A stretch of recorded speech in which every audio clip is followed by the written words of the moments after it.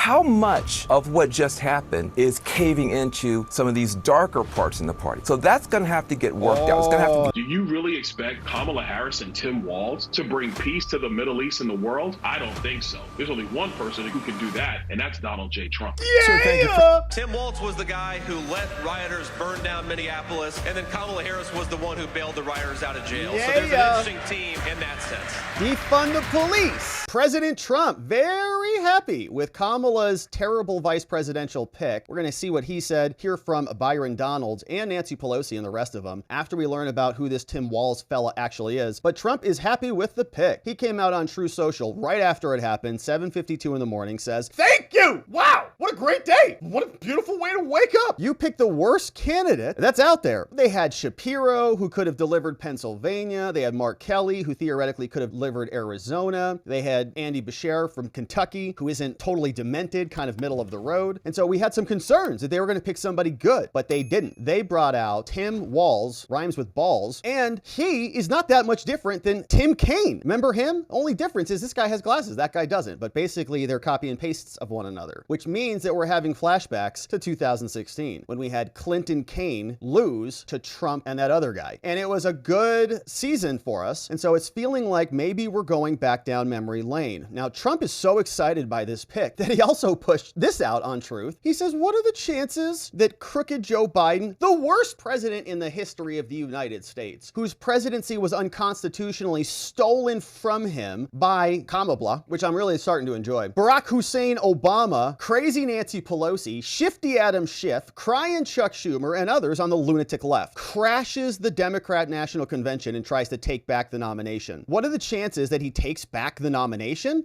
Beginning with challenging me to another debate. He feels that he made a historically tragic mistake by handing over the US presidency, a coup, to the people in the world that he most hates, and he wants it back now. Wow, Joe, what a pathetic loser you are. They're going to wreck your entire legacy. Not even the Republicans are going to do it, but the left is. You should feel bad. And Joe's like, I'll just run back. I'll take it all back. So that's Trump reacting to this. Now, here's what these two knuckleheads, Kamala and Walz, posted over on X. They said, "I am proud to announce that I've asked Tim Walz to be my running mate. As governor, coach, leader, veteran, we'll see about that. He's delivered working families. It's great to have him on the team. Now let's get to work. Join us," right? She posts this picture where she's like turning her shoulder to him. It's like, all right, pathetic loser, I guess I'll pick you. Not even going to look at you. Walz said, "It is the honor of a lifetime to join Kamala in this campaign. I'm all in. Thanks for showing us the politics of what's possible." It's been a disaster. Like how many people you can possibly get across a border in a year or in a month, or how much inflation you can cause in a quarter. Wild what's possible. It's been brutal. It reminds me of the first day of school. He must have had a bad time. So let's get this done, folks. Join us, right? That's where they're coming from. Now, here are a couple of sound blurbs, little tidbits on who this fella is. Tim Walz was talking about socialism and how it's pretty amazing. It's just like neighborly love. It's like not even a big deal. You know, you just like help your neighbor pick up his mail while he's out of town or something. Boom. You're a socialist. What? But we can get out there, reach out, make the case. And for one thing, don't ever shy away from our progressive values. One person's socialism is another person's neighborliness. Don't ever shy away from our progressive values, which is communism. It's just a reframe label for communists. They don't want to say that, so they've just relabeled it as progressive values. One man's socialism is another man's neighborliness. Okay, that's how they're going to define socialism? They're going to dumb it down to neighborliness? Don't let them do that. It's not what they're talking about. They're talking about stealing everything from you under the guise of neighborliness, which is what they're doing already via inflation and taxation and their regulation and lockdowns and mandates. You jab things into your body. They're stealing from you and they're saying you're a good person because you're saving the environment. Don't you feel good? No, we don't. So that's Walz. He's a communist socialist. Here are a couple other highlights. This was put together. Very nice piece from Kyle Becker over on X. Says, just in, media buzz is that she's picking Waltz like balls. This is the same guy who replaced the Minnesota flag with a Somali flag. Now technically the Minnesota flag. I think some people call it Little Somalia or something like that. But here is what that looked like when he did this. He threw out an old flag with tradition and history to it and a story, and he replaced it with some geographic, you know, thing that some stupid committee in Minnesota put together. All right, ready. Whoa, wait a minute. Yeah, you made a mistake there, Timmy.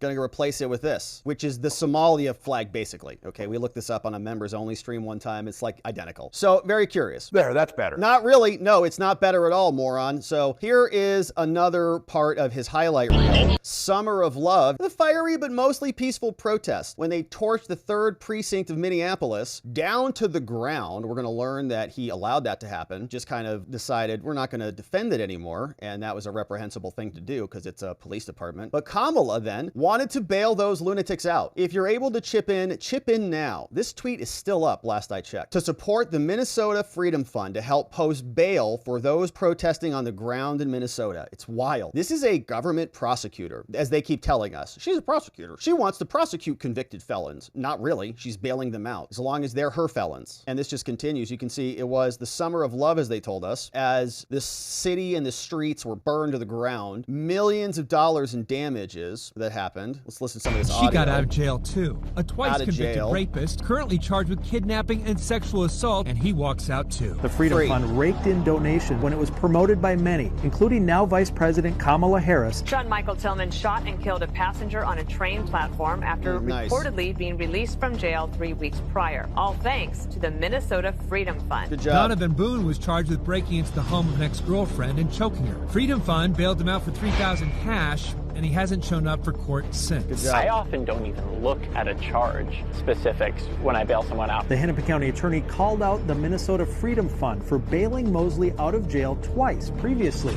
even though he was arrested for having a gun in the courthouse. The Minnesota Freedom Fund, which pays cash bail for low-income criminals, paid Tims's entire $10,000 bail in cash. 11 days later, police found a man bleeding from the head and ears in this alley. Police were able to arrest Tims in connection to this violent assault. Howard was arrested and charged with second-degree murder. The Minnesota Freedom Fund acknowledged supporting Howard's bail. Wow. So that's Kamala, who's now going to blame Trump for violence in the streets or something like that. Those are just a couple highlights. We have one other where this guy Walz is saying that he's going to be undermining Kamala's border czar efforts and saying that if you put up a wall, this guy will just invest in a ladder factory so that people can climb over the wall. Get it? This is Tim Walz. And I think seeing a plan that's out there, talking about it with folks, knowing that he's not going to do anything. He talks about this wall. I always say, let me know how high it is. If it's 25 feet, then I'll invest in the 30-foot ladder factory. That's not how you stop this. I'll invest in a 30-foot ladder factory, right? That's what they're interested in. Now, here is some interesting reaction from CNN. Why, oh why, did Shapiro not get selected to be the vice president? Is it because of his religious beliefs? We think so. Here is what Nicholas Fondacaro clipped for us over on X, this fun clip from CNN. You know Van Jones. He says that the party, the Democrats, are kind of anti-Jewish. You're kidding. Do you think it was a little risky, though, Van, that she didn't go with Shapiro to kind of lock down Pennsylvania? I mean, yes, David Challenger was saying earlier, just because you pick him as your running mate doesn't mean you automatically win Pennsylvania. But I got to think it would have helped just a little bit. Hey, listen, the conservatives, the right wing, the Republicans, they were chewing their fingernails down to the knuckle because they were afraid of a Josh Shapiro. They were afraid of a Mark Kelly. They're not as afraid of this new governor because they think they can define it. So here's the challenge you've got in this party. And, you know, people don't want to talk about it. We got to talk about it. On the one hand, you have a lot of young people who are concerned about Gaza. You have a lot of Muslims and Arabs and others. They have not felt seen by the Biden administration. You start hearing that genocide joke. That was building. And so those folks needed to have a candidate that they could feel comfortable with. This helps them in that regard. But you also have anti-Semitism that has gotten marbled into this party. You can be for the Palestinians without being an anti-Jewish bigot, but there are some anti-Jewish bigots out there. And there's some disquiet now, and there has to be. How much of what just happened is caving into some of these darker parts in the party? So that's going to have to get worked out. It's going to have to get talked through.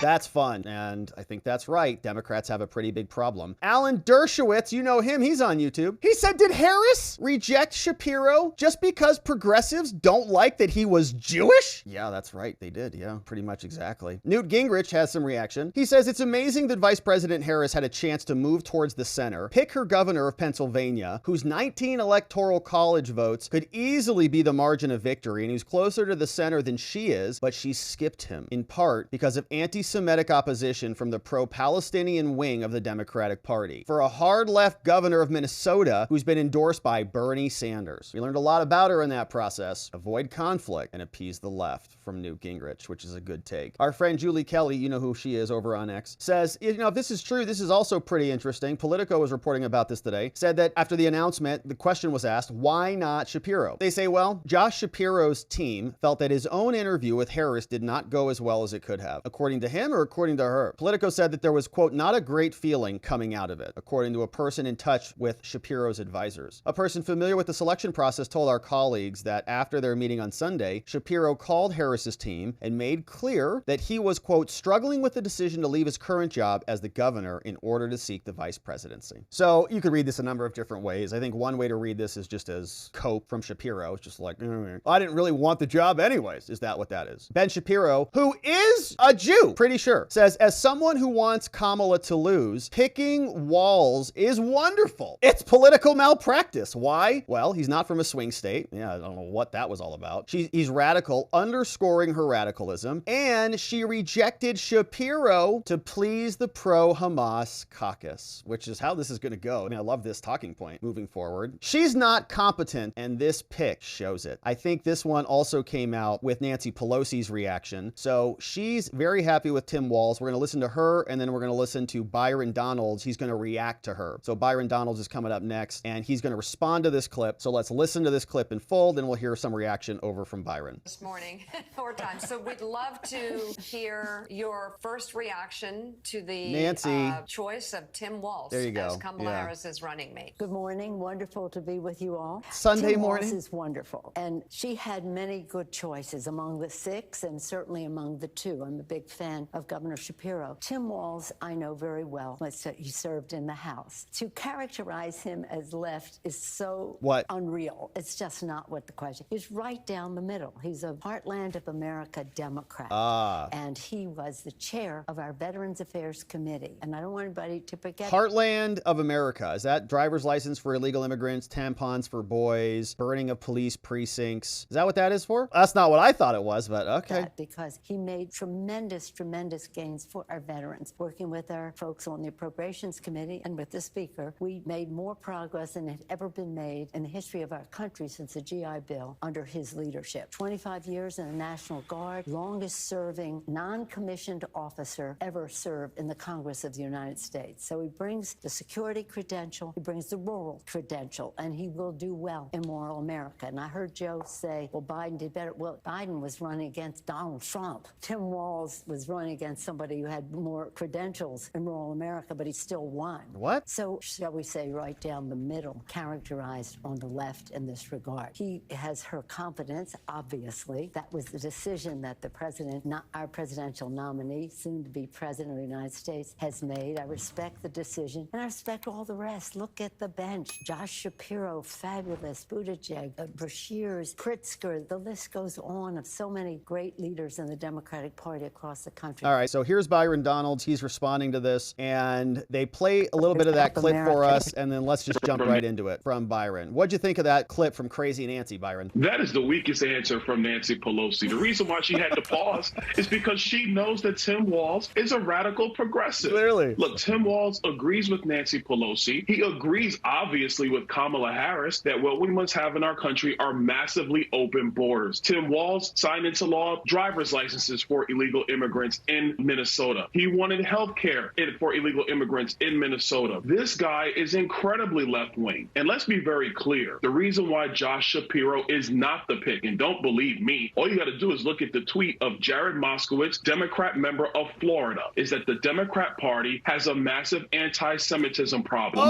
That is why they did not pick Josh Shapiro, because it probably would have cost them Michigan and Minnesota. So Jewish voters in our country need to look at this very, very clearly. They picked another radical left-wing Democrat who will cater to Hamas and will not actually be supportive of Israel, especially when Israel is facing a very real right now in the Middle East. On that point, sir, there's recent articles about Josh Shapiro supporting private vouchers for schools, which the teachers union does not like. Does it appear that Josh Shapiro was too conservative for Kamala Harris? I think so, because look, Kamala Harris has always believed in the most radical positions possible. When she was in the Senate, she co-sponsored the Green New Deal. She co-sponsored universal health care using Medicaid, the Bernie Sanders plan. which would have been disastrous for private health insurance. It would have taken away private health insurance from 150 million Americans. You know what she did with the southern border, completely radical and out of control. Byron's on fire, man. There's a Good for him. reason why Kamala Harris won't answer questions. What are we, day 16? Yeah. And there's been not one question and answer session with Kamala Harris and the press because they are trying to hide her radicalism the same way Nancy Pelosi's trying to hide the radicalism of Tim Walz. Oh, because he was the chair of Veterans Affairs? So what? That doesn't mean anything. What matters is what did you do when you were a governor, Tim Walz? And what matters is what did Kamala Harris do when she was vice president and a United States senator? This is a very dangerous ticket, a very liberal ticket, a very progressive ticket. This ticket will leave the American people last at a time where the American people have already been left behind by Joe Biden and Kamala Harris. So Governor Walz is not, to put it mildly, a terrifically wide public presence among Americans. 9 out of 10 say they don't know enough about him in order to have an opinion. Well, but he did gain some that. sort of internet notoriety this week after coining the term weird to describe the Trump ticket, as well as you and your Republican colleagues in the Congress. Is this a case of maybe the Harris campaign going for the shiniest object in the room? I don't think that's the shiniest object at all. I had no idea who Tim Walz was either, and I'm in politics. I do this for a living. Look, I think it didn't matter if it was him or Tim Kaine. I know people don't remember that name. That was Hillary's vice presidential nominee. He was dull and boring too. It doesn't really matter whether you're a shiny object or not. What matters is what are your policy positions? And I want to tell the American people very clearly, Harris, Walz are not going to fix inflation. They're not going to fix our economy. They will not fix the southern border. And let's be very clear, with what's going on internationally right now, do you really expect Kamala Harris and Tim Walz to bring peace to the Middle East and the world? I don't think so. There's only one person who can do that, and that's Donald J. Trump.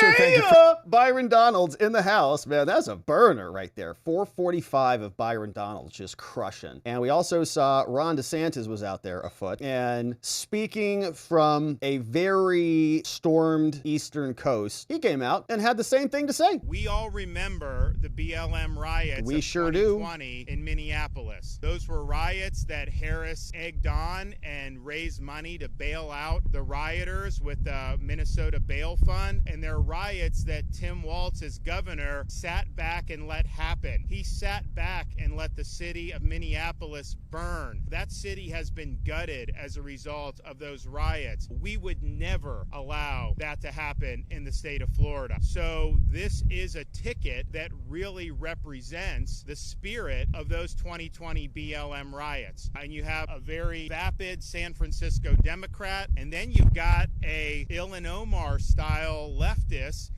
Tim Walz, who has the same policies as his fellow Minnesotan Ilhan Omar. We do not need an America that represents the failed policies of San Francisco or the failed policies of Minneapolis. We do not need to see poop on the street and cities burning down. That is not a prescription for America to work its way back. And I can just tell you, as governor of Florida, particularly in that 2020-2021 period, people fled those jurisdictions, and they'd come to Florida and they would tell me about the mismanagement and about letting the inmates run the asylum and how that just destroyed the quality of life. And so I think it was in that period, you were 5 times more likely to move from Minnesota to Florida than vice versa. Yeah. And that's a result of people fleeing those failed policies. Why would we want that for the United States of America? We Where are wouldn't. people going to flee to? We can't have everybody live in the state of Florida. I can tell you that. Anybody have any questions? No questions, sir. Thank you for that delivery. And I think you're right about that. People don't want to see crap on their streets. We also have our friend Robert Barnes out there. Here's one. They're looking down upon Minneapolis. This is their work they're doing. Congratulations, you two. A job burnt to the ground. Terrible. So that's one building. I don't know whose business that was. But we have a fun clip from the governor's wife who says that she loves the smell of peasants in the morning. Ooh, it feels so good when she wakes up. Comes out, just takes a big old whiff of burning small businesses percolating through her state. The little people. I'm suffering with them now that I get to smell their stench permeating the air. I would say those first days, when there were riots, I could smell the burning tires. And that was a very real thing. And I kept the windows open. open for as long as I could because yeah. I felt like that was such a touchstone of what was happening. Yeah, suffer with us. Suffer with the people. I just thought it was my duty to smell the burning and be a part of this, like everybody else. And that's the governor's wife, of all things. Ben Shapiro also shared this one, which was funny. Watching BLM burn down cities, Kamala and Walz together. All right. We also have JD Vance, who was out saying that they make a great team together. Here's JD, vice president against vice president. This is a guy who's proposed shipping more manufacturing jobs to China, who wants to make the American people more reliant on garbage energy instead of good American energy, and has proposed defunding the police just as Kamala Harris does. I think it's interesting, actually. They make an interesting tag team because, of course, Tim Walz allowed rioters to burn down Minneapolis in the summer of 2020, and then the few who got caught, Kamala Harris helped bail them out of jail. So it is more instructive for what it says about Kamala Harris that she doesn't care about the border, she doesn't care about crime, she doesn't care about American energy, and most importantly, she doesn't care about the Americans who have been made to suffer under those policies. Boom! Well done. Okay, so that's one clip on an airplane. Now, let me share this with you. We're not going to play all 15 minutes of this, but I do want to play a little bit of this because this is good, man. JD Vance just came out. He's fielding questions from the press, and he crushed it on this. I don't even know if we're actually going to get Tim Walz out of this campaign. And I think that a lot of us are asking ourselves, well, it's not going to be official until the Democrats actually nominate him, I guess, at their convention next week. So that's the first reason. The second. Interesting. So this is the same thing that Trump posted on Truth, saying, are we even going to get Kamala and Walz, or are they going to shove in Michelle or somebody else down their gullets at the last minute at the DNC? Interesting to hear that again. The reason is, look, Tim Walz's record is a joke. He's been one of the most far-left radicals in the entire United States government at any level. But I think that what Tim Walz's selection says is that Kamala Harris has bent the knee to the far left of her party, which is what she always does. Yep. Kamala Harris listened to the Hamas wing of the party. She selected Tim Walz, a guy who wants to ship more manufacturing jobs to China, who wants to give illegal aliens driver's license, and who wants to make the fentanyl crisis that we just heard about so much worse because he refuses to do his job and actually make it easier for American citizens and not illegal aliens to live a good life. So I think what it says is that Kamala Harris is running as a San Francisco liberal. She is governed as a San Francisco liberal, and she's chosen a running mate who will be a San Francisco-style liberal. The last thing that I'll say about Tim Walz is, to her credit, Kamala Harris and Tim Walz do make an interesting team because if we remember the rioting in the summer of 2020, Tim Walz was the guy who let rioters burn down Minneapolis, and then Kamala Harris was the one who bailed the rioters out of jail. Yeah, so there's an interesting team in that sense.